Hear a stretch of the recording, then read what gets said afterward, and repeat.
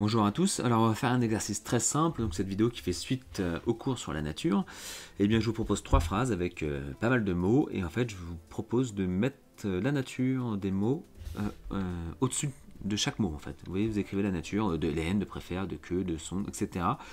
Alors je vous conseille de mettre en pause la vidéo, de recopier les phrases, et au-dessus vous écrivez la nature de chaque mot pour voir si vous avez bien compris le cours sur les natures.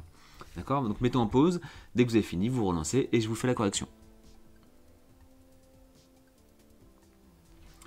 Très bien, donc alors j'imagine que si vous avez relancé la vidéo, c'est que vous avez fait l'exercice. On va donc corriger ensemble. Première phrase, donc Hélène préfère que son ami vienne demain. Hélène, c'est un. Alors, c'est un nom. Pour aller plus vite, je mets les premières lettres à chaque fois, sauf pour préposition ou pronom, d'accord? Mais les autres, je mettrai que la première lettre. Préfère, c'est un verbe. Que, on l'a mis dans le tableau du cours précédent. C'est une conjonction.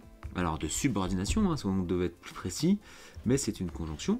Son, c'est un, eh bien c'est devant un nom qui est ici, donc un petit mot qui est devant le nom, c'est toujours un déterminant. Vienne, un verbe. Demain, on l'a mis dans le tableau, hein, c'est un adverbe. Ensuite, donc, oui, pour adverbe adjectif, on va mettre ad. Pour adv, allez hop, adverbe. Virginie, c'est un nom.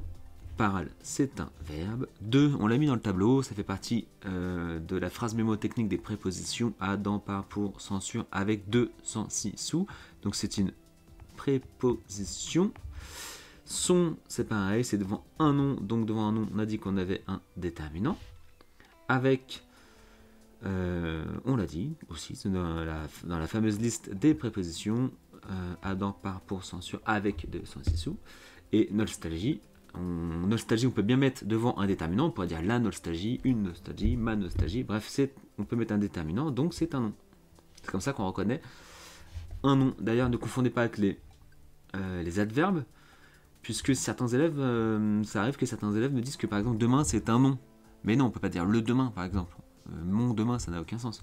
Donc du coup, demain, non, c'est pas un nom. Je reviens dessus parce que c'est le genre d'erreur que je vois. La troisième phrase.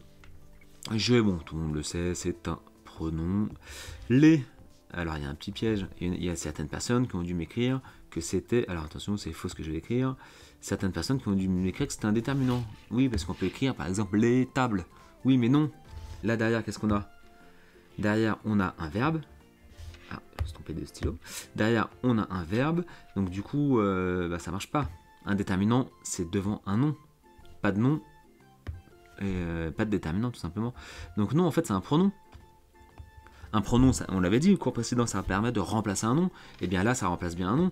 Je les avais posés sur la table. On imagine que, je sais pas moi qui parle des couverts, des assiettes. Vous voyez, ça remplace bien un nom. La personne aurait pu dire j'avais posé sur la table les couverts. Je les avais posés sur la table. Donc voilà, ça remplace un nom. Donc c'est un pronom.